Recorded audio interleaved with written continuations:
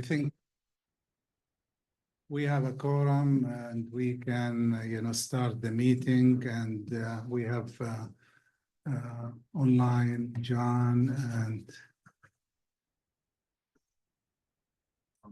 Tom Conlon. We'll start the meeting with introductions, please. Kathleen Cortez, I'm Human Services Area Agency on Aging. Steve Erlebo with the Transportation Land Use Coalition. Tom Banning, District 3. Jerry Glaser with the Electric Auto Association, North Bay. Jennifer Richards, Sonoma County Wine Growers. Mark Hale, Building Industry Association. Eris Weaver, Sonoma County Bicycle Coalition. Elizabeth Tyrese, Sonoma County Regional Park. Rick Lutman for the League of Women Voters. Mark Soylan, District 2. Jake McKenzie, Sonoma County Transportation and Land Use Coalition. Musa Abbasi representing the Santa Rosa Metro Chamber, and I'm chairing the meeting today because John could not make it. Melissa, could I ask you to please put the mic closer to you, because you have a very soft voice and are hard for me to hear. Okay, Thank you. close it. That helps a lot.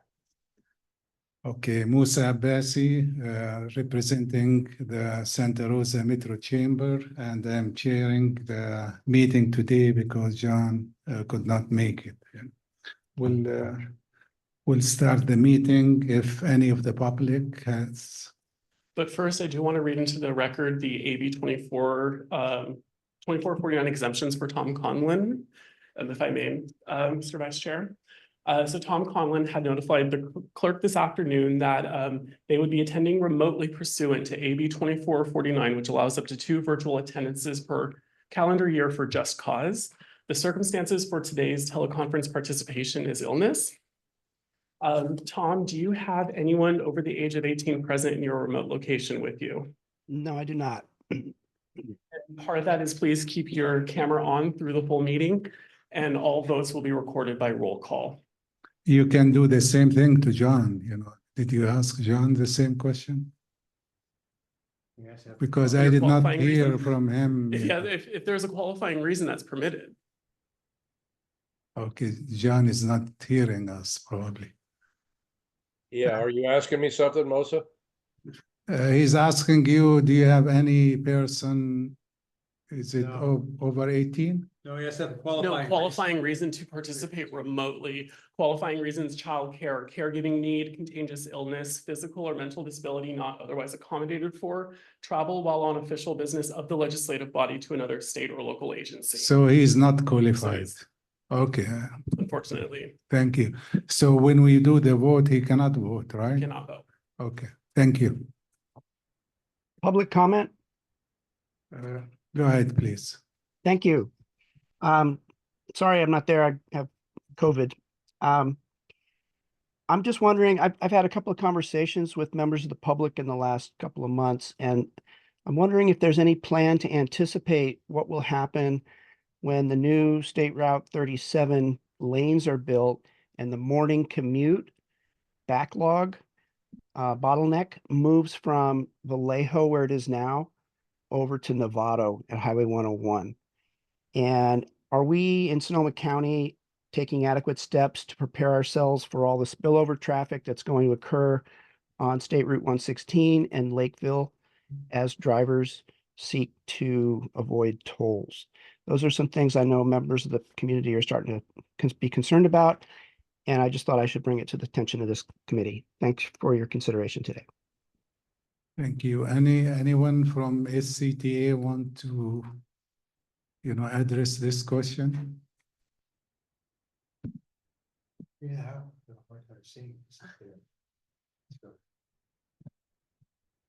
Good afternoon, Mr. Vice Chair, David Burnett, Director of Projects and Programming. So staff has not directly looked at the US 101 Highway 37 interchange. The traffic analysis for the State Route 37, it's just Point of Marion Improvement Project, did look at the whole corridor, and it is going to help solve the bottleneck as mentioned earlier, but it's not going to solve all of the traffic issues for commuters going from Sonoma County to Marin County. We are concerned about spillover traffic for people using Lakeville Highway. I should note that Caltrans will be starting construction on a roundabout project at Lakeville Highway and Stagecoach Road near Ernie's Tin Bar, hopefully next year. So that will help solve some of the congestion and safety issues at that location. But we are cognizant there are other issues on the corridor that need to be resolved. For example, the intersection of State Route 116 Stagecoach Road and Old Adobe Road potentially could be improved as well with the roundabout in the future. But that's a project that's just kind of in the back of our minds. It hasn't started any formal planning yet. Thanks, David. Thank you. Any other public comments? I just add that as a member of the TPCC committee at SCTA, that the coordinated public transit plan update is available for public comment. If you're not familiar with it and you haven't read it, you have until August 7th to make public comments. So it's something I recommend anybody advising in the transportation space to be aware of and read. Thank you. Can you send the link, to staff the Yeah, vacancy? he shared it with our committee. He has it? through? Yeah. Okay, thank you. Maybe this is more of an announcement. Some of you may have seen an editorial about this in the PD, but I'm a resident of Cotati and the only jurisdiction in the entire country, possibly the world, that had a ban on the use of roundabouts, done by a citizen initiative. Things are won or lost by 3 votes in Cotati. It's a small town. And I and my friends and neighbors successfully have gotten a measure placed on the November ballot, Measure S, to rescind that ban. And the Press Democrats already written an editorial in support. And so we're hoping that we can add that tool back to Cotati's toolbox. Thank you. Any other comments?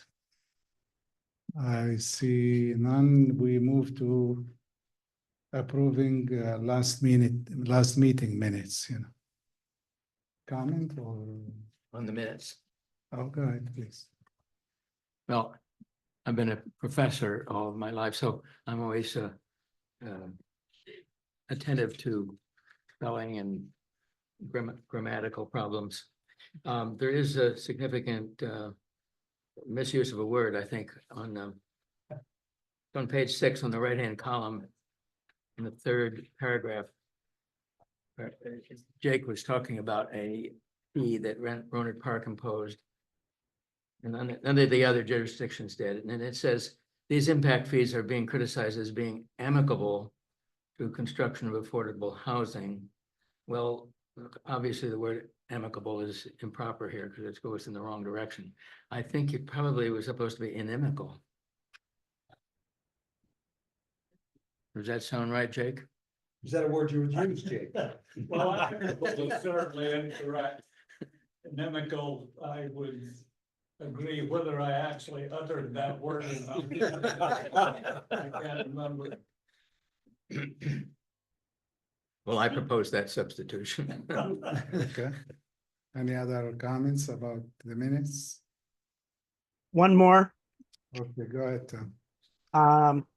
Let's see, I thought Rick was going to catch this one, but I just wanted to confirm it on page 6. Sounds like smart freight service. Is that a reference to the LPG tankers that Smart is not providing train or freight service in Sonoma Valley, but is providing freight service for us? Or is that a typo? That is a typo on my part. Microsoft Word for autocorrect, freight and freight, right?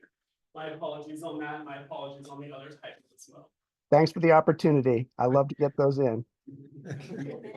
Any other comments about the minutes? I see none. Is there a motion to approve the minutes as amended? So moved. Any second? I'll second those. Okay. All in favor, please? Well, we have to have a roll call vote, don't Yes, we? roll call because we're remote users. Because we have one member online. Oh, okay. Remote participation, stay at law. So Ah, I have to okay, do a okay, roll call okay. vote. It gets worse. Okay. All right, so building industries, so I'm gonna do it by organization, Building Industry Association. Aye. And League of Women Voters of Sonoma County. Aye. North Bay Chapter of the Electric Auto Association, North Bay Organizing Project, Yes. Santa Rosa Metro Chamber of Commerce, Aye. Sierra Club, Aye. Sonoma County Alliance, absent, Sonoma County Area Agency on Aging, I think I abstain. I wasn't present.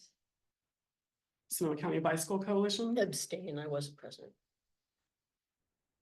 Sonoma County Conservation Coalition, Yes, good job, Drew. Sonoma County Transportation and Land Use Coalition, Aye. Sonoma County Wine Growers, Second District, Aye. Third District, I, and Fourth District. Aye. And we see that motion carrying. okay, I wasn't here either, but as far as I know, you don't have to abstain. You do not have to abstain. Technically, you can, if you read them and agree with them and or watch the video, you can place your vote as such. That's what I did. In fact, I was absent and I voted. Hey, I just want to point one other ground rule, whatever it is, Brown Act rule, that we ran into it at the Citizens Advisory Council at the MTC. If any of us decides that we want to remote and we aren't ill and don't go through that provision, then we have a public site that's available at a remote site. I know other people have done that. If your laptop goes out and the video can't work or the voice can't work after that, the meeting ends for everybody, regardless of what the quorum is. So I'm gonna be gone in September, and in September, I'll send somebody again. But I would vote for a remote site just in case the laptop runs out of electricity. It's ridiculous. The way the legislation is written today, it is a bit ridiculous. But be careful. I mean, everybody thinks you want to be as responsible as possible. You're gonna be a remote site, say, hey, I'll participate, I'll be there. And then something happens and all of us have to leave. Strange, to be honest. Thank you.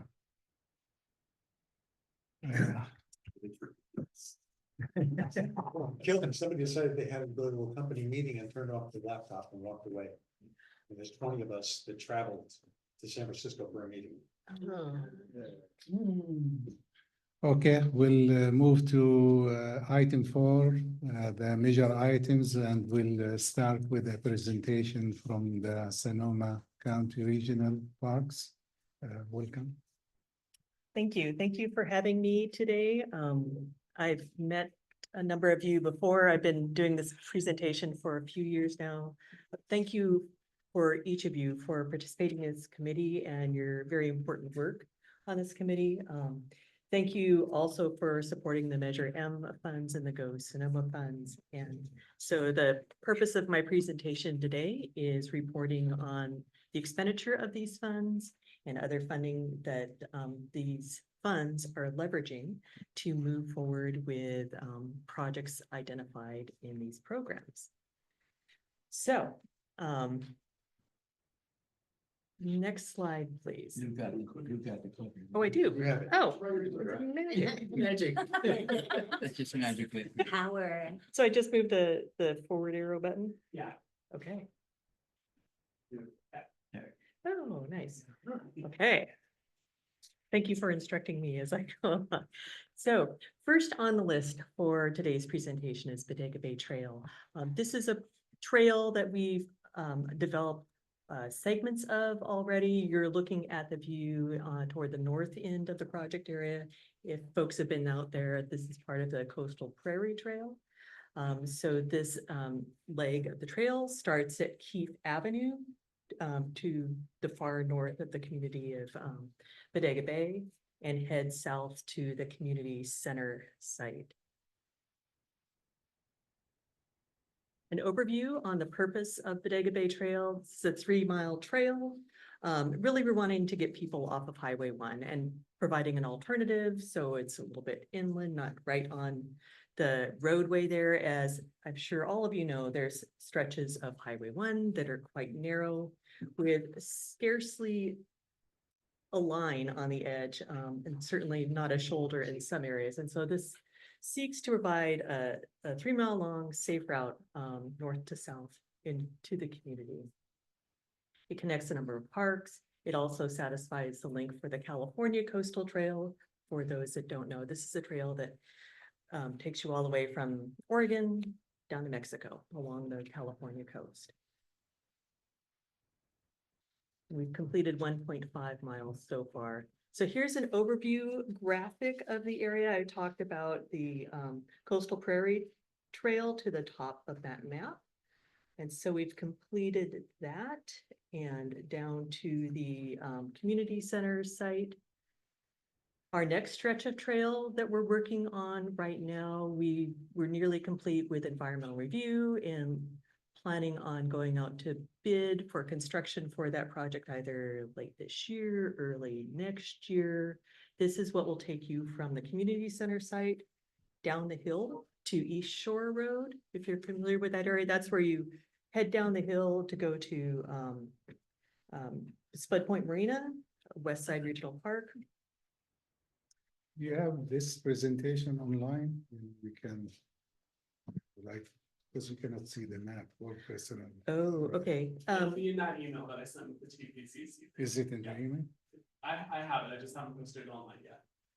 Okay, thank you. Thank you very much, Drew.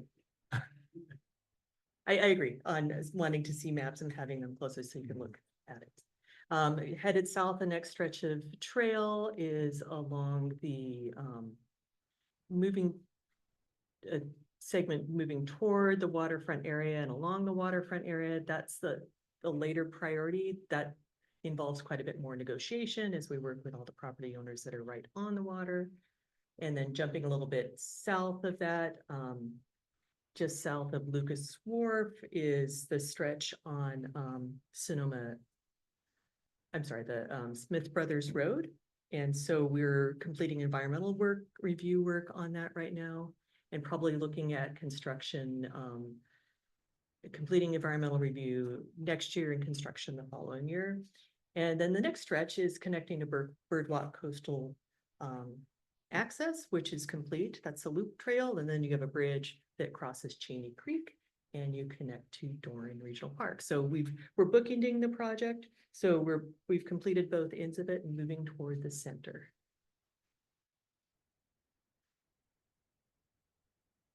And here's the financial overview. A total of $950,000 has been committed to it. So this summarizes what's been completed, what's programmed, and our next steps. And so the coastal North Harbor, the next one coming, then Smith Brothers Road, and then the interior piece, the coastal, what we call the coastal harbor trail along all the businesses on the waterfront. So this is an overview, and I'm sorry, this is small and hard to read, but this is a graphic that shows really how the trail, starting right at the community center site in Bodega Bay, and winds down the road. So we've completed engineering on this. We have agreement with state parks on this. And we also have received a $795,000 Ag and Open Space District matching grant for this.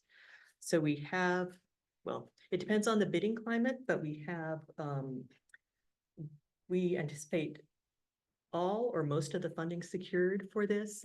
And really it will depend on when we go out for bid, if we'll need to add additional funds. Which way is north on this map? Because this is rotated from the Correct. previous slide. North is to the left. The left. So the community center site is where that yellow line Yeah. ends. Okay. And so that is the north end of the site. Okay. And then the other end is right down at the bottom of the hill. And you turn right on the road there, you go to Sports Fishing Center out there. Or if you continue on, it's the one-way road that takes you back up to Highway 1. Okay. So that is not part of this project. That's a future fix. Okay. Where's the one-way road? If you go see where the yellow line ends Yes. on kind of the right side of that photo, Yes. and if you go up the hill there past the secret garden that's kind of tucked in there, and then you go up that narrow one-way.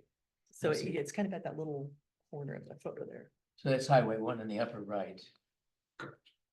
Yeah, And I think then, you can see a little bit of and it. on the left side is the road you take down to, Bodega Head. to go to Bodega Head. And up, in the Right, upper left, I think correct. I see a road there, yeah. And the upper left is also Highway one. Yeah, that's a piece of, okay, Right, right. I see. Okay, Mhm. so moving forward. So this is an aerial of the south end of the site, the one under environmental review. This is along Smith Brothers Road. The hot dog stand is kind of in the center of the picture there. And one of the interesting things about this is the State Coastal Conservancy has some parcels that they receive through development over time, and those are being transferred to the county. Those create an opportunity for like some popping into some overlook areas, so we wouldn't be so tight to the road in a few of the areas. So there's a few parcels toward the south is to the right on this one. So before you get on Highway 1, Highway 1 is the straight line in the middle of the slide there. And so there's a couple parcels right in that area, and then we, the county, also have the former yacht club site for that was developed with Bodega Harbor. And we run programs out of there right now.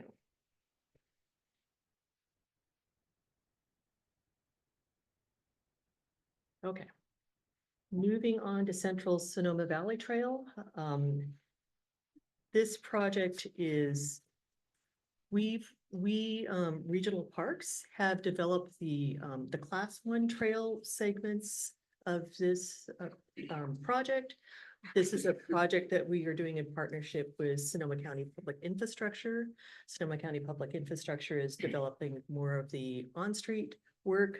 And also we see gaps in the community, like the Donald Street gap, if you're familiar with that road on Highway 12. Move forward with the slides. So here's the overview. And again, this is getting people off the highway, giving them an option that isn't sitting right on top of the highway. When we first started with this project, this was before sidewalks were developed on Highway 12, on much of Highway 12 in this corridor. So there's a lot better relief for pedestrians using this corridor and cyclists using this corridor. It's not as narrow as it was. But we still recognize the need to connect people with the community, going to the north from Verano Avenue to Agua Caliente. And we've completed 0.7 miles of this 3-mile corridor. So here's the overview. Our initial work was completed in Larson Park. This was connecting the trail to Flowery School. And we also, with the developers work, created the connection to Sonoma Charter School and also the Valetti property. So again, a way of leveraging funds through development that was occurring in the community at the same time, being able to move forward with stretches of trail. Our next steps for regional parks, we are to design wayfinding signs for this corridor to make sure people can find their way through the community for the trail connections. And also working closely with public infrastructure, as I mentioned, the Donald Street Gap. So moving forward with the priority needs for the community and making the connection to ultimately the Sonoma Valley Trail, which will be a future project that we're working on right now with regional parks, also partnering with Caltrans on creating the connection that will ultimately connect people to Santa Rosa, city of Santa Rosa at Valetti.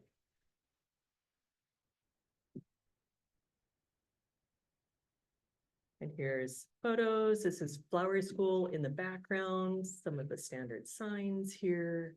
So start to the wayfinding signs. And then jumping ahead to Sonoma Schellville Trail. For those of you that were here last year, I was just so excited to share with you that we had reached an acquisition agreement with for the rail line in this corridor, Union Pacific Railways. And we're moving forward with this. What's that? I said, yay. Oh, yeah, sorry. Celebrating. And anyway, it's one of these that we have been working truly on since the mid 1980s, when the vision was developed for this project, using a corridor that was abandoned for rail service. And so coming together as a community, wanting a trail in this corridor. So we are really excited to be able to take significant steps forward in this project. So there's an overview, the 4-mile trail corridor, 8-foot wide paved trail. And for those of you who are familiar with Sonoma, they have the very well-used bike path that goes through the center of town in Sonoma. So this will connect ultimately to that bike path and then take you all the way south to Highway 12-121. And Smart will have a lease agreement with Smart for the crossing, and in the longer term, create a connection to the San Francisco Bay Trail, which connects all the counties on the bay with the Bay Trail. You have a map? Why, yes. Oh. But I Perfect apologize. timing. I apologize. You knew it was coming. I apologize also that this is small and a lot of complicated information on here, but it's really talking about where we are in the process.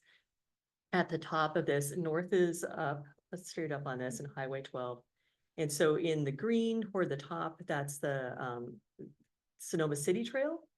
And so that connects to Highway 12 right across from, pardon me, Maxwell Farms Regional Park. And then we have the alignments. We're working both with the city of Sonoma as we head east and the local community for the preferred route. And then we follow the rail alignment as it takes the curve behind Sonoma's Best. And then pops out and then heads south along the rail corridor along 8th Street East. And so what's showing in red right there is what we are the properties that the county is acquiring. And so that's why we're highlighting those in this particular graphic. We have easements on some other portions of the trail right now. We have a trailhead right at Napa Street, East Napa Street. And so it has a lot of information there, and please let me know if there's questions once you look at the map and can see it more closely. Well, I wanted to know, is that whole piece on the right there owned by Union Pacific? That what's in red, yeah. If you can see the red, the heavier lines. And it's interrupted by parts that are in yellow, and Right, and so portions, there's trail easements on some of them. We have, one of the pieces was donated property. well, what is Union Pacific doing with that? They don't have ownership to those orange segments anymore, so those are held by others right now, by private property owners. I'm just wondering what Union Pacific's plans are for the disconnected red pieces. Well, they're selling us the disconnected red pieces because I think they wrote off this corridor a while ago, and it's in their financial interest to sell the pieces highlighted in red at this point. Okay. Excuse me. Go ahead. Does this have any effect on the oil storage tankers that Smart has up there? I don't know about the oil storage tankers, but I do have some photos of some engines and rail cars that need to be moved on this corridor. So I'll get to that in a moment. All right. One more question. So are there remaining pieces in those yellow bits that you don't have rights to yet? In other words, is the whole thing ready to go now? Have you acquired all of it? With this acquisition that's not yet complete. Right. This will acquire the pieces that we need for this corridor. One's an offer to dedicate, two have an existing easements, and one, the property was donated. Okay. The Frig itself. Okay. Yes. So So There- if I may ask, did you build any parts of this trail? Or is still under development? It's still under private ownership. With Union Pacific, we have to acquire it before we can construct, and so that's our first step. And we need to secure funding for design engineering and design and environmental review. So that's But the ones in orange, you already acquired, right? Right. Right. But we And the red haven't, one, you still work on them, right? our timeline is to complete acquisition by the end of the calendar year, or February, I think is our new date. So this is trail just on the east of eight. Yes, thank you for pointing that out. So yeah, this corridor is along 8th Street East, and we call it the 8th Street East corridor. Thank you. Steve, you have a question? Please. I was also Continue. stand up. My apologies then. Okay. I'm sorry. No, that's I saw your okay. hand up. He was telling me you have a I question. was just gonna answer Carol's question. The tankers are all to the south of this. Oh, okay. There are no tracks in this right Okay. Oh, okay, thank you. There's a little short section now. Oh, okay. that has tracks and. I've never seen them. Right, okay, so here's the quick overview, $650,000 in Measure M funding. We've spent money for both scoping and for our work around right away. We had to do a lot of different title reports and appraisal reports for the extended negotiations with Union Pacific, and we're so happy to be in agreement with them now to move forward. And so this is the next steps timeline. So we signed our purchase agreement right before I came to you last time in April, in March. And now our closing date has been extended to February of 2005. We are still completing due diligence because we still have the rail cars and engines, a few of them, less than 20 on the furthest south section. And the other nuance is that each of the property owners adjacent to 8th Street East, they have different types of crossing agreements to get to 8th Street. And so we're working out all the details of access with the property owners on the east side of 8th Street East. And also we have funding, the Measure M funding will be used for acquisition, and we also have $1 million committed from Ag and Open Space District through their matching grant. And 600,000 from State Coastal Conservancy for acquisition. So here's the existing rail cars on this corridor. It's really hard to see these if you're going down 8th Street East. There's a whole row of really dense eucalyptus trees on this part of the corridor. If you're even going on Google Maps or one of the map applications, the trees shade where the cars are, so you can't really see it. So these cars have to move, and this is where there's a little bit of track on the corridor. So this is right north of where Smart owns the property. And so Union Pacific has agreed to move these. Smart's agreed to provide the engines to move the the vehicles. They need some repair work, so they can move. They've been sitting here for a while. And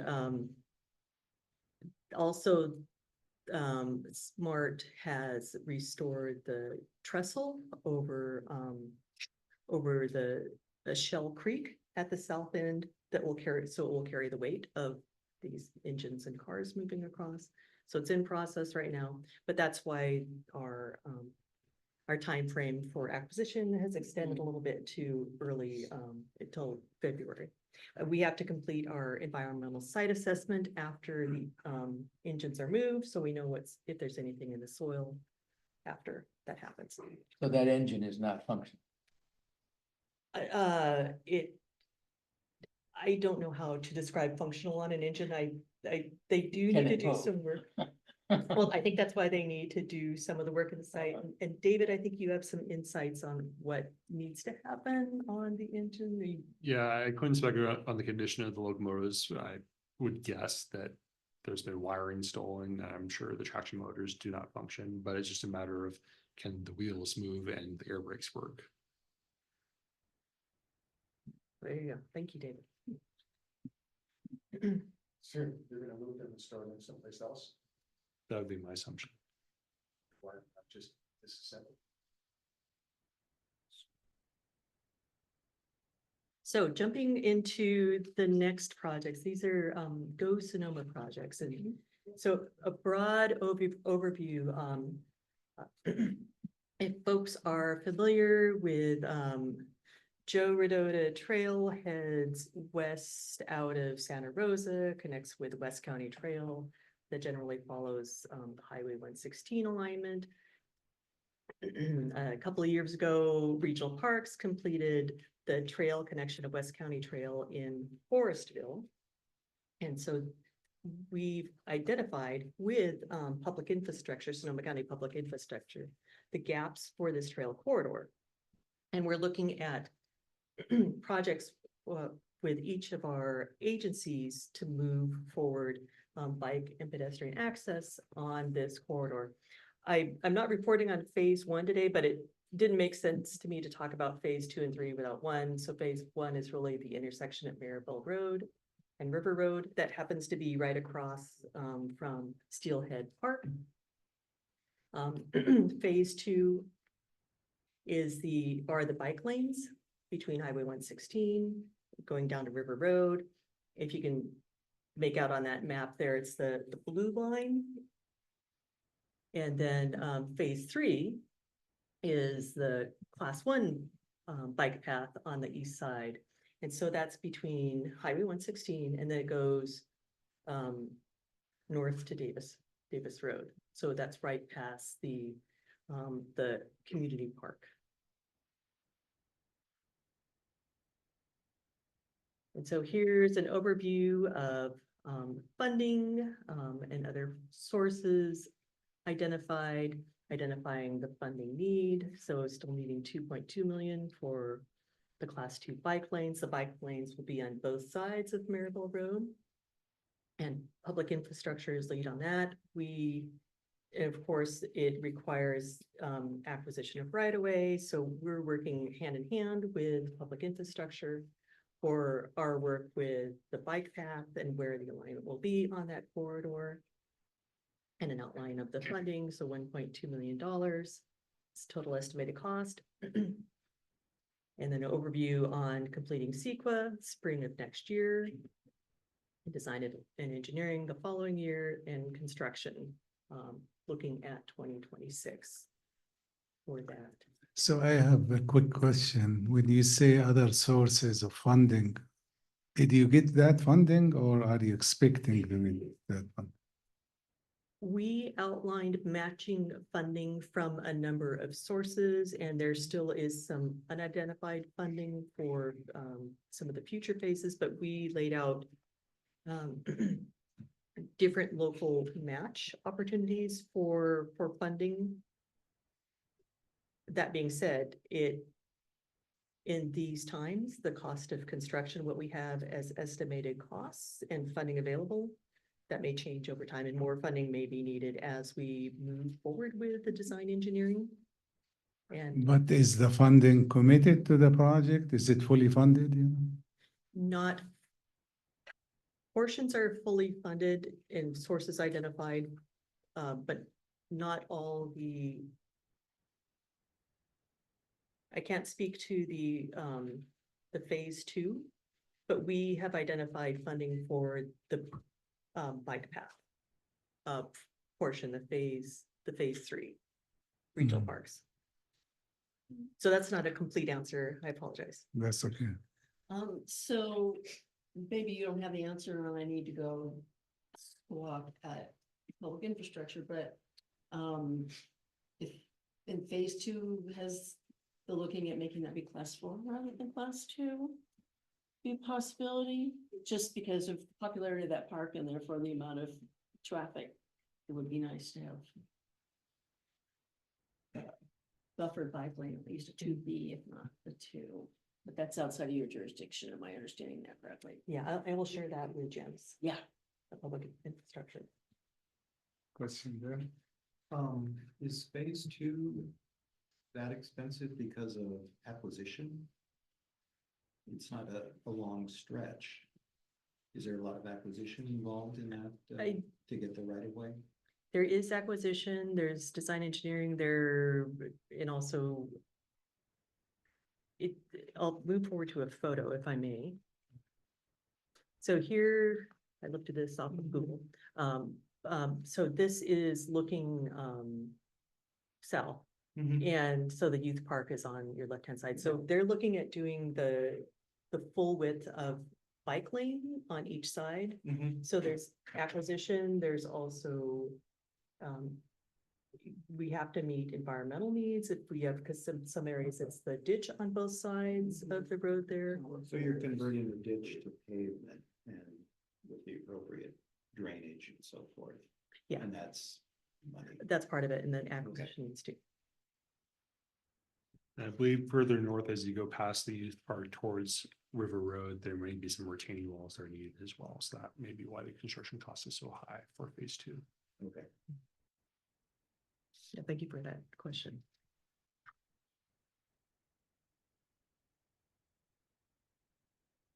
Oops. And then jumping to other gap closures, drawing your attention, it's really hard to see at this scale. There's Occidental Road on the south end and Green Valley Road in the middle. And so those are two gaps in the corridor that we have funding to move forward with environmental review. There's acquisition on Occidental and doing design work for those to improve those gaps. If you're familiar with the narrow road in both of those corridors, that's a good photo capturing. And it's a little bit, I find it a little bit confusing to move around these areas too, because it's not very clear where the trail breaks and where you pick it up Yeah, again. the Occidental Road intersection is rotated.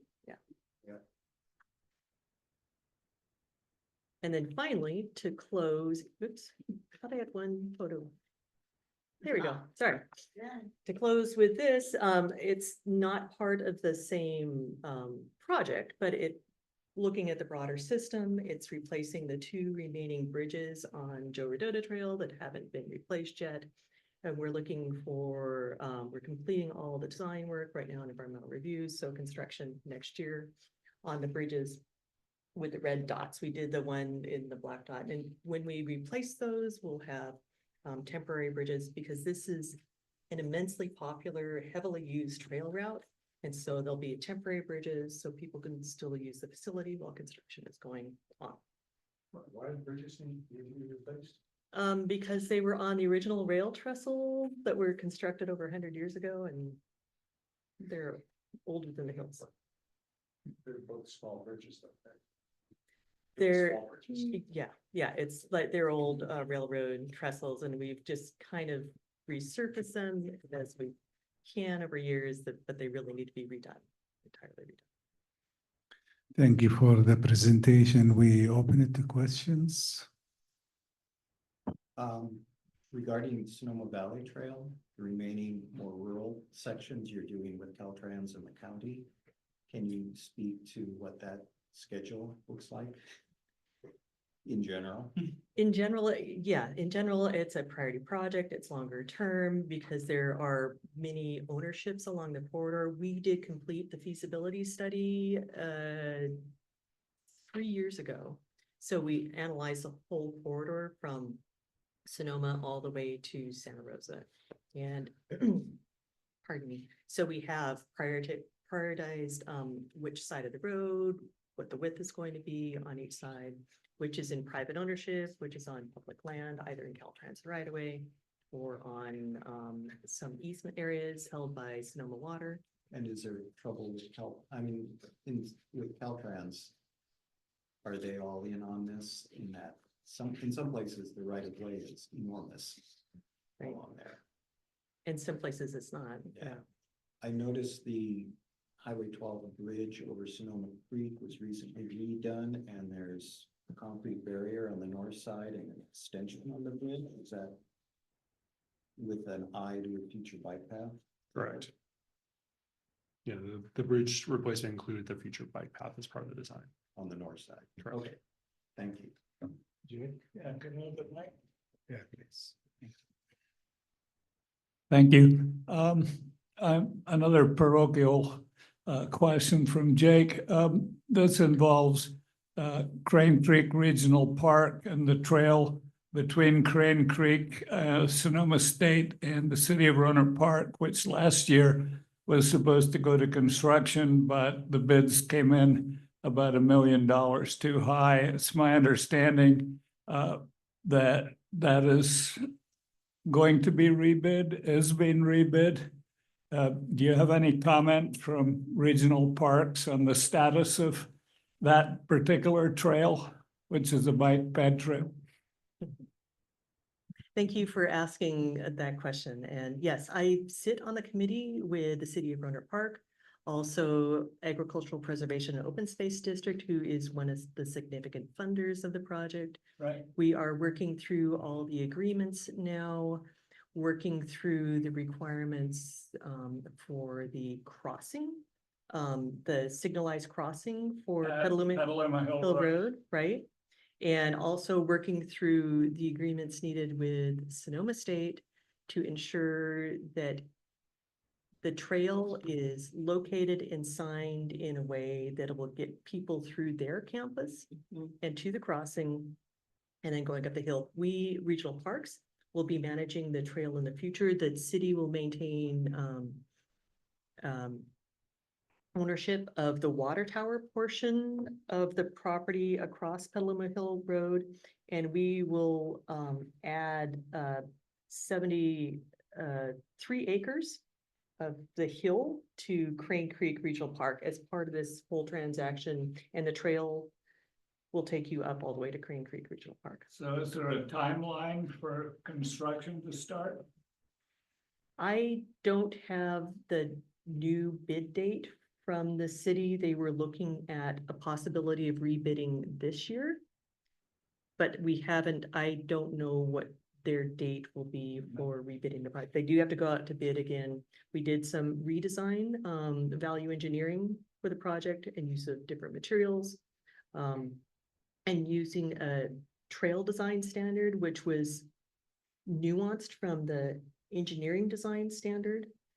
So it's going to be something similar to what we did finish-wise at Coastal Prairie Trail, one of my earlier slides, rather than something that was very engineered. So we've been working hand in hand with them. Yeah, I'll be back in touch with the city of Rohnert Park. I have a personal interest in this trail. It's been in the general plan since the 1970s, and I'm anxious to see it constructed before I pass on. Thank you. Like Highway 37 project. What is your timeline? Yeah. I think it's dictated by construction, you know, when construction starts, I may fade away. Do you have more questions? Thank you, Elizabeth. Thank you so much for having me. Thank you. We'll move to the Go Sonoma presentation schedule. Thank you, And Mr. Vice Chair. you So will- this is a revision of the schedule that was previously presented to you. We have added presentations for the new Go Sonoma projects to the Measure M project schedule. So this includes the Petaluma Transit Expansion Project in September, Petaluma's Lynch Creek Trail projects in Cotati and Windsor in January for the sidewalk gap closures and the downtown pedestrian and bicycle crossing US 101. And then in May, we had a meeting in May based on feedback we got on this year's lack of a meeting for a couple months for a special meeting on May 19th, because the Memorial Day holiday on the 26th, we have a presentation from City of Sebastopol on the Bodega Avenue Bike Lanes Phase 2 project. And then finally in June, a presentation from City Healdsburg on the Grove Street neighborhood plan implementation. I should note a change from the version in your packet. We have discussed with the City of Petaluma swapping the dates with the SCTA presentation. So the Petaluma presentations for the two projects would instead be on November 25th, and the SCTA projects would be on October 28th due to their staff being out on leave at that point. With that, I'm happy to answer any questions that you may have, but we're looking for committee approval on this revised schedule as presented. So you are looking for an approval, right? Correct. So Do we have a motion? I'll make a motion. Second, Sorry. I'll second. we'll open it for discussion. Any questions, any suggestions? I'm sorry, what are we moving? Approve the schedule, the presentation schedule. More presentation. I see none. Can we vote?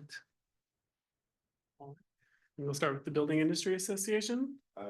League of Women Voters of Sonoma County, Abstain. North Bay Chapter of the Electric Auto Association, Abstain as well. North Bay Organizing Project, Aye. Santa Rosa Metro Chamber of Commerce, Aye. Sierra Club, Aye. Sonoma County Alliance, absent, Sonoma County Area Agency on Aging, Sonoma County Bicycle Coalition, Aye. Sonoma County Conservation Coalition, Aye. Sonoma County Transportation and Land Use Coalition. Is Jake left? Jake sits out. Jake's absent. Sonoma County Wine Growers. First District. Aye. Second District, Aye. Third District, Aye. and Fourth District. So, Love when you see that passing.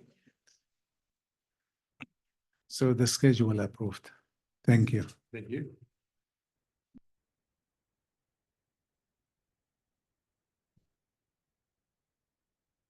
We'll go to the Go Sonoma Draft Transit Fair free policy. That's you also, David? Yeah, thank you, Mr. Vice Chair. So this is a draft policy on the Go Sonoma Fair free program. This is an update to what was included in the Go Sonoma Tree invitation plan and talks about how the 2% of the measure that's identified for the purposes of the transit fare free program are used. So in your staff report, you can see some red line and underlying changes to the language of the policy to clarify how it will be administered and to more accurately reflect the language in the Go Sonoma expenditure plan. So I will just read the amended policy for the record. 18% of the measure is identified as Go Sonoma Transit or GST.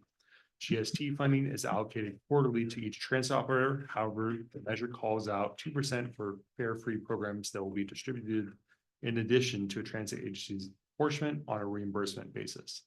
The annual estimate of Go Sonoma GST funding is included in the annual consolidated coordinated claim. A total of up to 2% of the measure will be made available to transit agencies by established transit share distribution ratio and held separate for reimbursement based on invoicing submitted showing expenditures for fare-free program. I should note that the transit share distribution ratio is adjusted annually based on population of the different bus transit operators.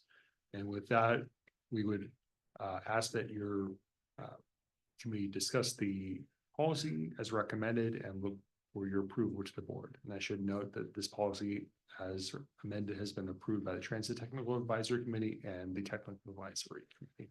Before questions, let us see if there is a motion to approve the policy. Second, then we open it for discussion. We can amend that discussion. Yeah. Yes, I move to approve this. Second, I'll say. okay, we'll open it for discussion. Yes. I just want to make sure that I'm understanding what it is we're doing. It's just clarifying the language, Correct. correct? It's not really changing anything. It's just clarifying language. Correct. But we can propose changes, right? We are happy to accept any changes that you suggest. So the question I have, I you see. say the apportionment is based on population. Why is the apportionment based on population instead of ridership? We do different transit formulas based on both population and ridership, but for the distribution measure M funds, and now Go Sonoma funds, we have traditionally used the population of the different ridership areas. So this includes the population of the city of Santa Rosa, the population of the city of Petaluma, and then the unincorporated population share of Sonoma County Transit. Is that part of the statement of the measure or is that just policy? That has been our traditional policy and From our staff could provide additional clarification if we have more questions on transit. Rick, you have a question? I'm just going to comment that as I understand it, Petaluma Transit has recently moved to provide fare-free transit for everybody. Right. And apparently it's really very popular, and they've got a lot of riders that they normally wouldn't have. We have Tom. Yeah, I have a couple of questions. So on page 14, I see the phrase may be used to support continuation. So if I understand this correctly, there's no maintenance of effort requirement in this. In other words, while voters may have approved this thinking that these funds were going to be additionally available to support new fare-free transit programs, the way this is structured, it seems to be that it would allow existing funds that are going from other sources to go to be discontinued, and instead that burden would be transferred to Go Sonoma. Is that a correct understanding? And is there an intent for that? I'm curious to understand that a little better before we decide. Yeah, if I could, Mr. Chair. So that the intention for that was to allow programs that are going on right now that maybe don't have continuous funding. For example, the County of Sonoma provided a 2-year grant for the 3 bus operators to provide fare-free ridership for youth. That is over at the end of fiscal year 2025. So at the end of this fiscal year, the language in the expenditure plan would allow for the bus operators to use this funding to continue that program. So that's the reason, that's my understanding why that is worded that way. Right, but as I understand it, then the veterans funding and I think there's elderly funding as well. Those have been longstanding fare-free programs, if I'm not mistaken, and those could now be transferred over to Go Sonoma. Is that correct? But I don't see the elderly or the senior funding included, in this program. I see college students and veterans in addition to youth, I'm sorry, college students, not youth. Forgive me for saying elderly. So, okay, there's a few different things. The college student program actually gets funding from the colleges, so Right. it's included in the student fees. And then there is, a portion that the transit operators provide as well. I think that there's stable funding for some of the fare-free programs that are out there right now. And some funding that is going away, right? For example, the 2-year pilot funding program that came through the county for fare-free youth. So I don't see that, the funding necessarily going away for some of those programs that have been in place for quite a while, like the veterans program.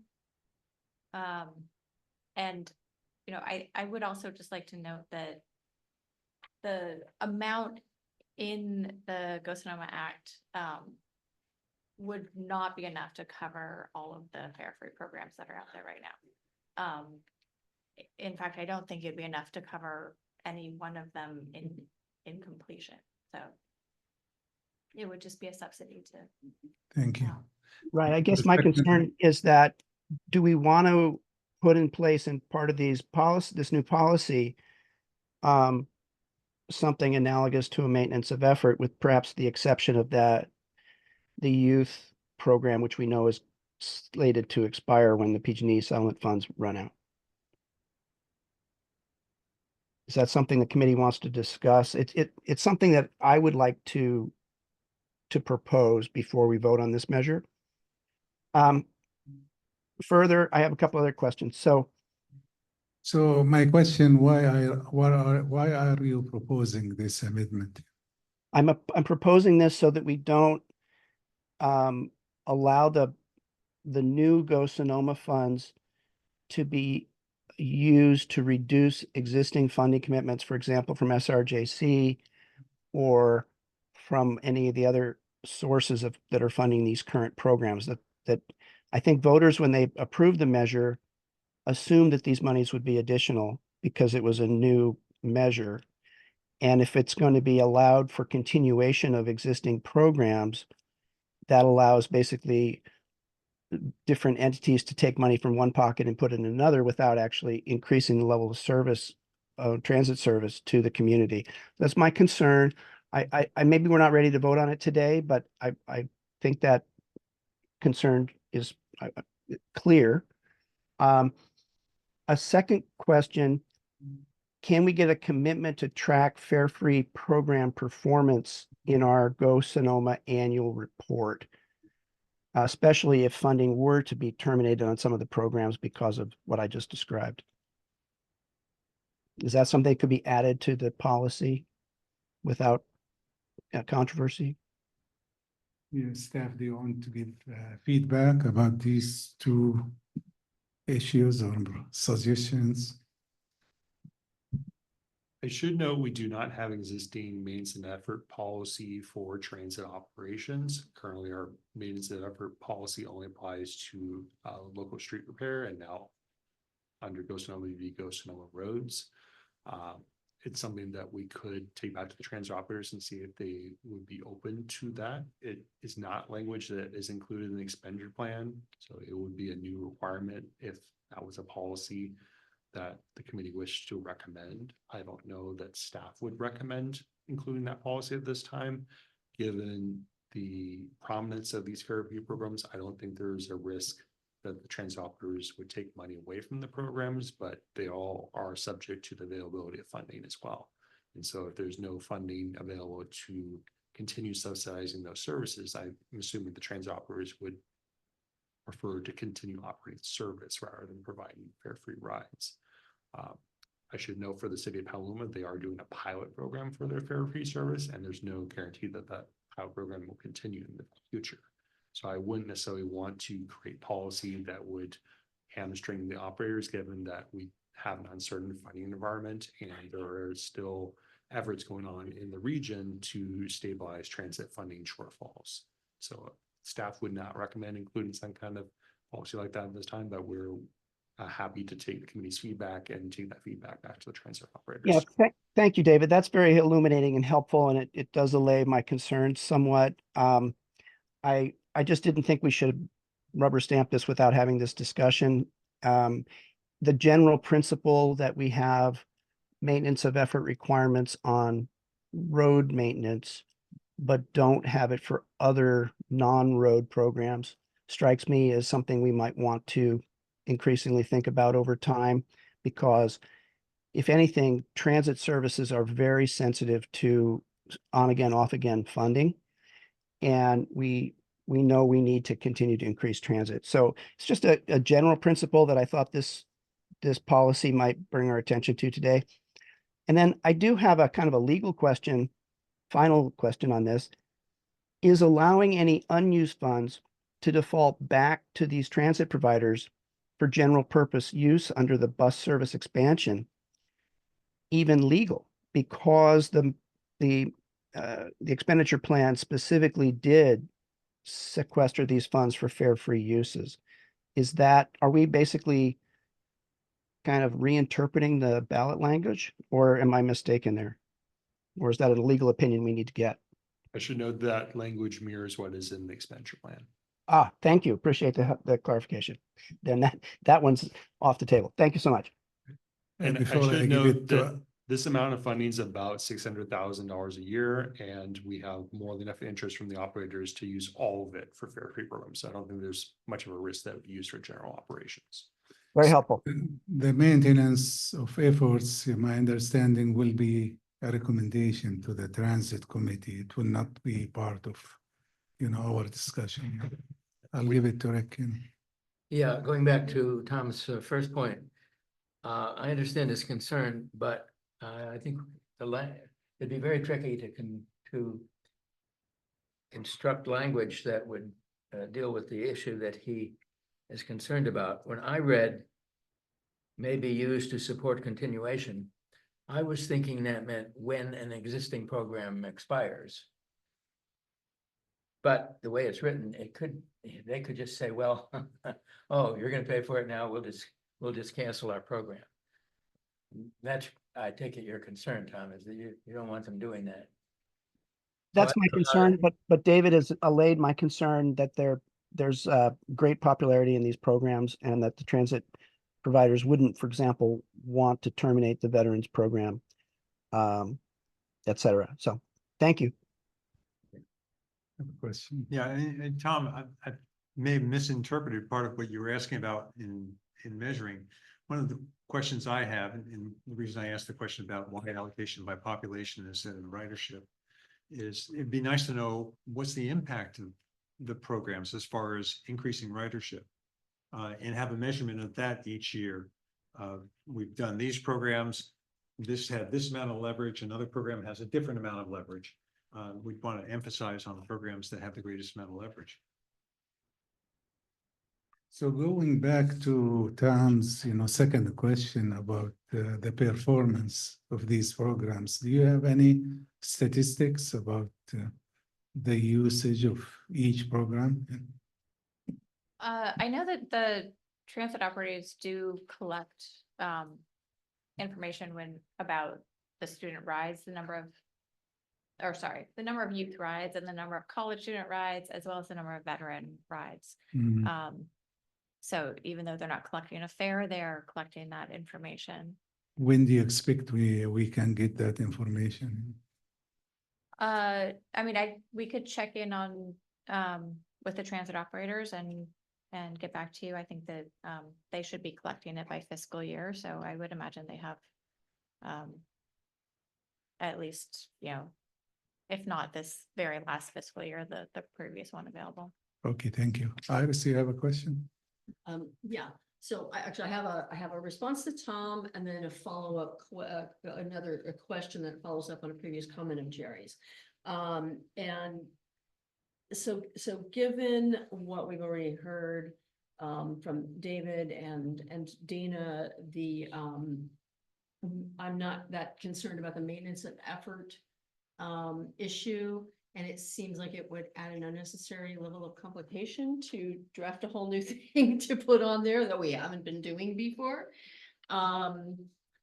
Then my follow-up question based on Jerry's question about population is I want to see if I understood what you said, David, earlier about how when the money gets divvied up, it's clear about Santa Rosa, Petaluma got their things, but did you say that for the county, is it just residents of the unincorporated areas? Or I believe it's the entirety of the rest of the county, if I remember correctly. of the whole county, but not Santa Rosa and Petaluma? Correct. Even though Sonoma County Transit does pass through both of those cities. I believe that's the case. Okay, thanks. And I just have a recommendation for terminology. The word senior is actually considered an ageist term. And MTC has adopted older adults, and a lot of the other transit authorities use older adults instead of senior programs. So. Mr. Older Chair. than what? Any questions or discussion about? I have one more question, and it's based on what you just asked.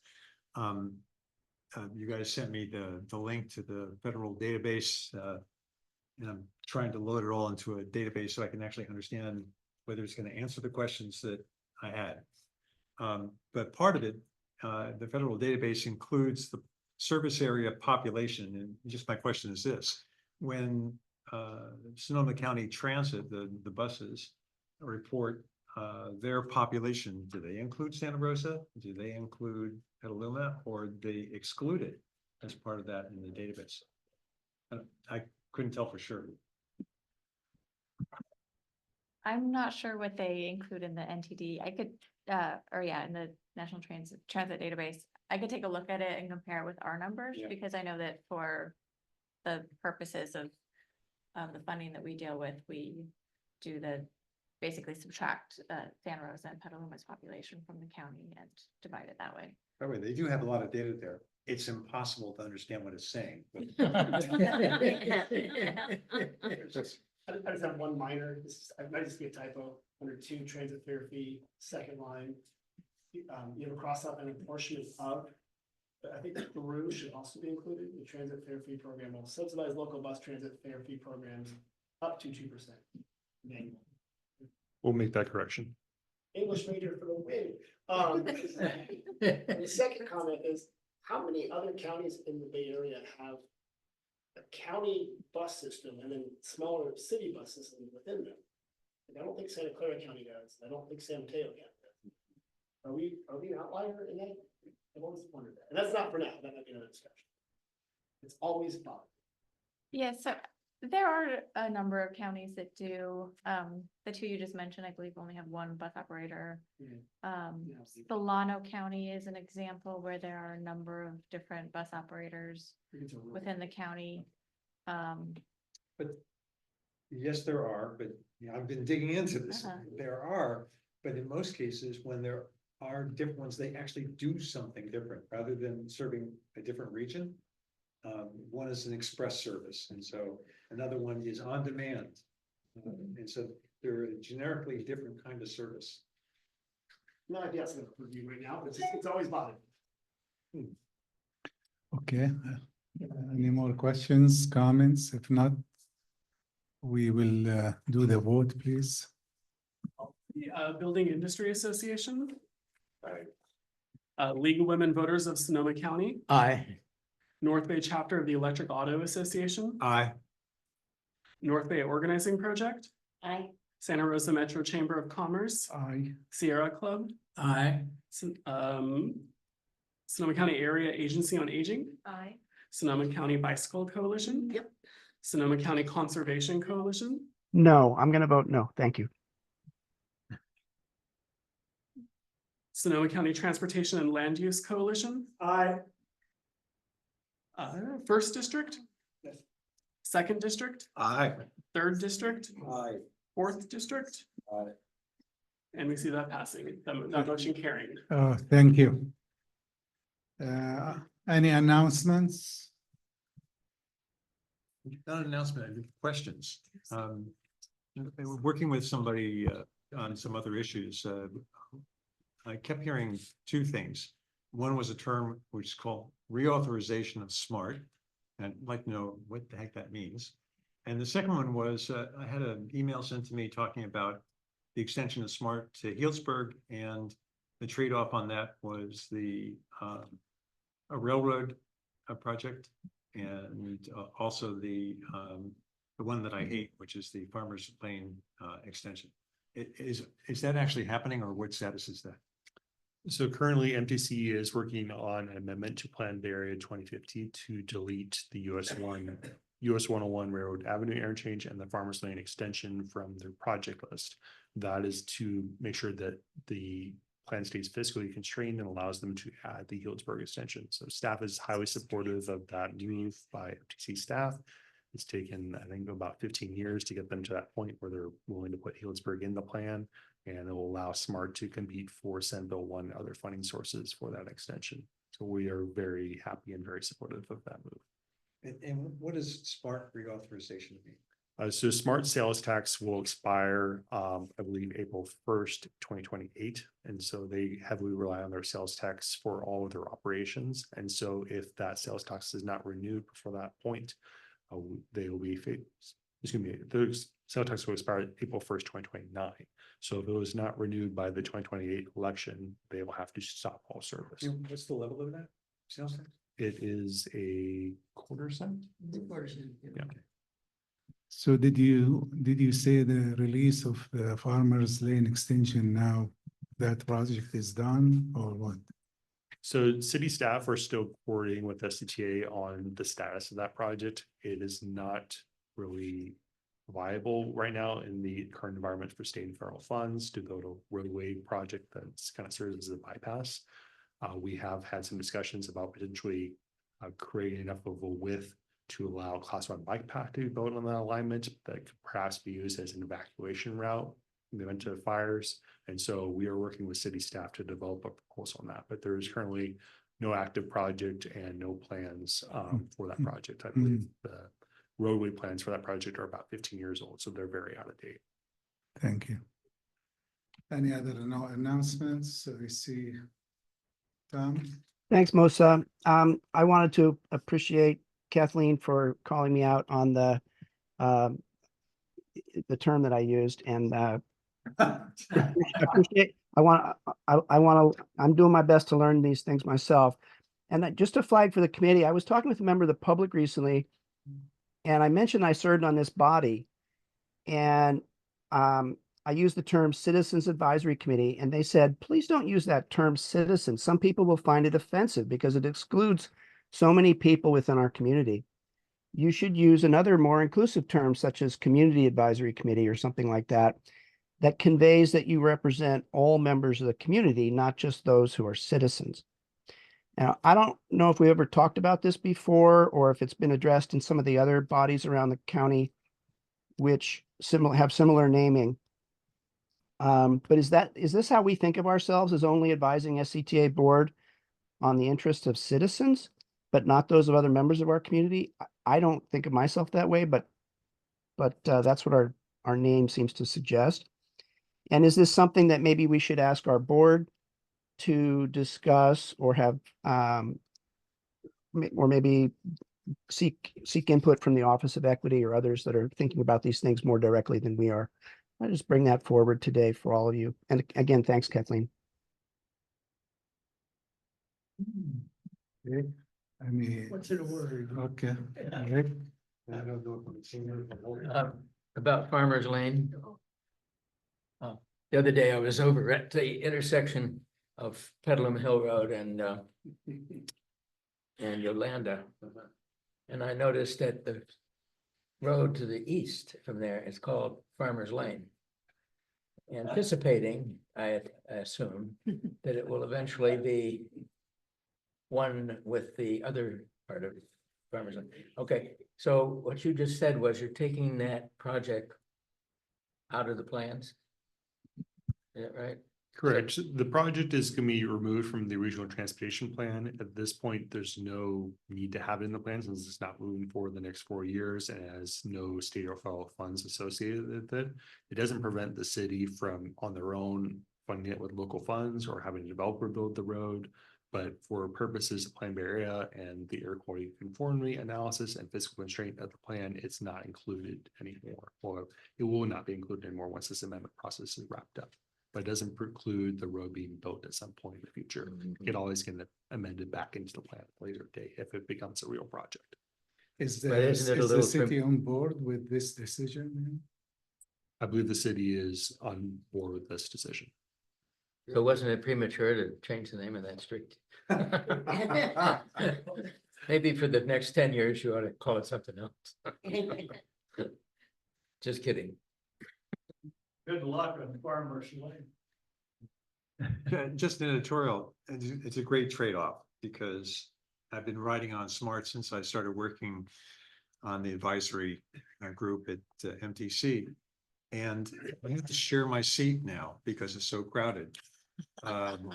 Going up the Healdsburg, we'll have more and more people on the corridor and making more and more use of SMART. It's excellent service. And if we can finally get to the point where we start coordinating the routes with the buses so that I can leave Sebastopol and go to my meeting and not have to leave the previous day, it would be great. Any other announcements? It is free for older people right now, so. I see none. I call the meeting adjourned. Thank you. Thank you. Thank you. Thank you, Mr. Vice Chair. Nice job, Mosa. Why doesn't get us out here until 6 I'm chair of the